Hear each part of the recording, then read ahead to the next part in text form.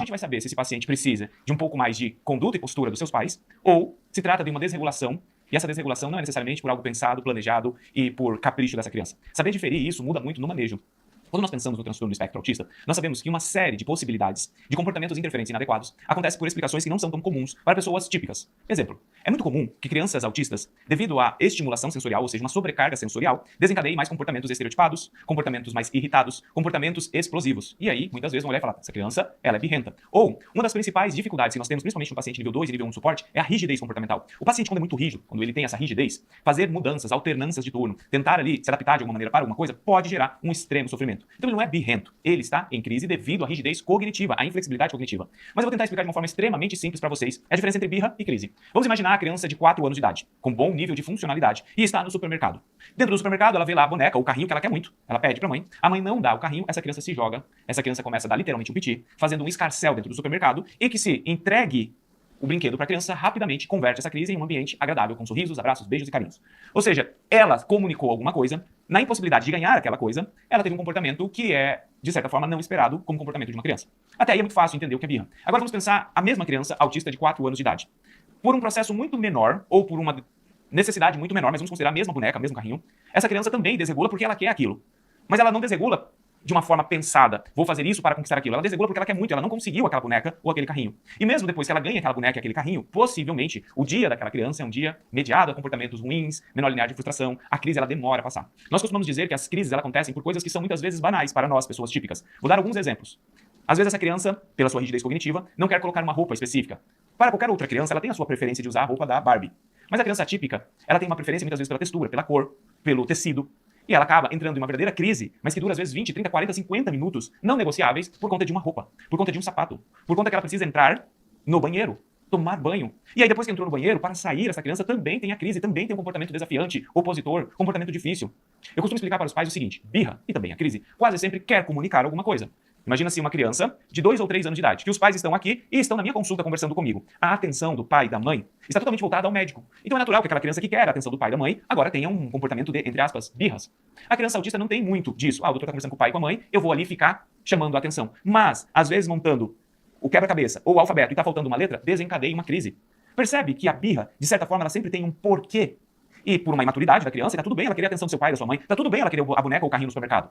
Tá errado, às vezes, a forma que nós manejamos e conduzimos, porque todo comportamento é reforçado. Se eu entrego a boneca e o carrinho no supermercado, eu reforço o comportamento e digo, está tudo bem você fazer isso. Não há nenhum problema em você continuar tendo esse comportamento de se jogar, gritar, esgoelar aqui no supermercado. E quando a gente está falando da crise, nós temos que entender um princípio básico, até mesmo, do manejo comportamental, chamado-se TRIPSI, contingência. Na crise em específico, muitas vezes, ela tem um antecedente importantíssimo. Quer ver alguns exemplos? Imagina que essa criança não tenha comportamentos de crise, não tenha comportamentos desafiantes, não tenha comportamentos opositores, nem nada disso. E agora a escola está lhe chamando para falar de alguns comportamentos ruins que ela está tendo. E aí você vai pensar, poxa, o que está acontecendo? Nível de ansiedade? Quer ver uma pergunta simples? Escola, você poderia mapear nas próximas 2 semanas que dia e que hora isso acontece? E a escola traz lá, mãe, acontece sempre na segunda-feira e às vezes nas terças. Quarta, quinta, sexta não tem. Opa, pera lá, acontece sempre nas segundas-feiras. Qual foi o antecedente no domingo que fez com que ela tivesse crises que ela não tinha? E aí a gente pode pensar dos mais diversos possíveis. Pode ser que a família, diferente do que durante a semana, que ela dorme 8 da noite, acorda 6 da manhã, nos finais de semana faz ela dormir às 10 da noite, acorda 9 da manhã, e na segunda ela tá mais com sono irritada? Poderia ser. Então você tem um antecedente à crise. Poderia ser que essa criança tenha uma exposição maior, ou o pai comprou um videogame, exposição maior às telas, e agora o pai comprou um videogame. E na segunda e terça-feira, essa criança tem ali um comportamento de crise. Ou vamos imaginar o seguinte, começo de ano letivo, primeira série, segunda série. Ano passado, a criança não teve nenhuma crise, mas agora ela está tendo crise todos os dias. E muitas vezes vão tirar essa criança da sala de aula, vão levar para um outro local. Mas o que exatamente está acontecendo? Neste ano, sentou atrás deste autista um paciente, por exemplo, hiperativo. E todo dia, o tempo todo, ele fica batendo o pezinho na cadeira. Só que ninguém vê esse pezinho na cadeira. Contudo, este pezinho na cadeira faz com que haja uma sobrecarga sensorial. E essa sobrecarga sensorial faz com que o paciente entre em crise. E a nossa pergunta é, medicamos com mais risperidona? Ou simplesmente tentamos observar o antecedente da crise? Que pode ser desde a voz do professor, pode ser desde o barulho em sala de aula, pode ser desde o tic-tac do relógio para uma criança que é hipersensível ao som.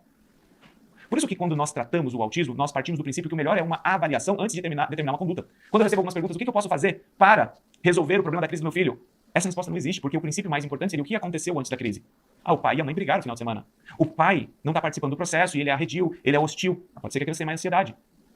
Como dizia o italiano Giacomo Risoletti, que fez um estudo de neurônios espelhos, nós copiamos comportamentos humanos. Se eu bocejar, o que vocês querem fazer? E se eu beber um copo d'água, o que vocês querem fazer agora? Comportamento humano se copia. Então você concorda que uma família extremamente ansiosa, uma família com maus hábitos de comportamento, refletem íntima e diretamente no comportamento dessa criança. E aí nós temos, então, um comportamento interferente, que muitas vezes, quando não bem avaliado, medicação, e mais medicação, e mais medicação. Independente se é crise ou birra, alguns princípios funcionam muito bem. Crianças menores de 6 anos, e vocês vão ouvir isso tantas e tantas vezes, que vai cavucar um buraco aí na sua mente. O caminho vai ficar fácil, mas, de fato, básico bem feito. Crianças menores de 6 anos, o uso de tela deve ser de fato muito controlado. Crianças menores de 6 anos não têm acesso à internet. Crianças menores de 6 anos não têm acesso a jogos de celulares, tablet. Ah, Thiago, mas meu filho é um autista nível 3 severo de suporte, utiliza o tablet para comunicação aumentativa alternativa. Você sabe que não é sobre isso que eu tô falando. Eu tô falando da criança que acorda e pega a televisão, pega o tablet, pega o celular cedinho, pega o tablet, celular à noite antes de dormir. Às vezes eu vejo pais falando, meu filho usa apenas 1 ou 2 horas por dia. Mas de manhã ficou a manhã toda na clínica, à tarde ficou a tarde toda na escola, e você tem 3 horas com seu filho das 6 às 9, e dessas 3 horas ele tem 1 ou 2 horas. Seu filho não usou 1 ou 2 horas, ele usou 50, 60% do tempo que você tem. Ele só não usou quando os outros estavam cuidando. Então cuidado, o uso de telas, porque ele desencadeia tanto mais crise como mais birra. Isso não é o Thiago falando, tem documentos científicos que mostram isso. Piora a qualidade do sono, piora o linear de atenção, aumenta o comportamento hiperativo, diminui a atenção, diminui os scores educacionais, pedagógicos do tela, um grande problema. Segundo, o sono. A criança tem que dormir cedo.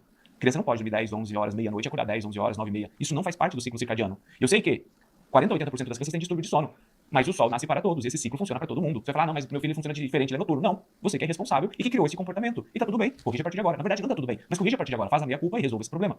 Além disso, lógico, a criação. Nós investimos tanto tempo para muitas coisas, mas estudamos muito pouco. Como a gente vai saber se esse paciente precisa de um pouco mais de conduta e postura dos seus pais, ou se trata de uma desregulação, e essa desregulação não é necessariamente por algo pensado, planejado e por capricho dessa criança? Saber diferir isso muda muito no manejo. Quando nós pensamos no transtorno do espectro autista, nós sabemos que uma série de possibilidades de comportamentos interferentes inadequados acontece por explicações que não são tão comuns para pessoas típicas. Exemplo, é muito comum que crianças autistas, devido à estimulação sensorial, ou seja, uma sobrecarga sensorial, desencadeiem mais comportamentos estereotipados, comportamentos mais irritados, comportamentos explosivos. E aí, muitas vezes, uma mulher fala, essa criança, ela é birrenta. Ou, uma das principais dificuldades que nós temos, principalmente no paciente nível 2 e nível 1 suporte, é a rigidez comportamental. O paciente, quando é muito rígido, quando ele tem essa rigidez, fazer mudanças, alternâncias de turno, tentar ali se adaptar de alguma maneira para alguma coisa, pode gerar um extremo sofrimento. Então ele não é birrento, ele está em crise devido à rigidez cognitiva, à inflexibilidade cognitiva. Mas eu vou tentar explicar de uma forma extremamente simples para vocês a diferença entre birra e crise. Vamos imaginar a criança de 4 anos de idade, com bom nível de funcionalidade, e está no supermercado. Dentro do supermercado, ela vê lá a boneca.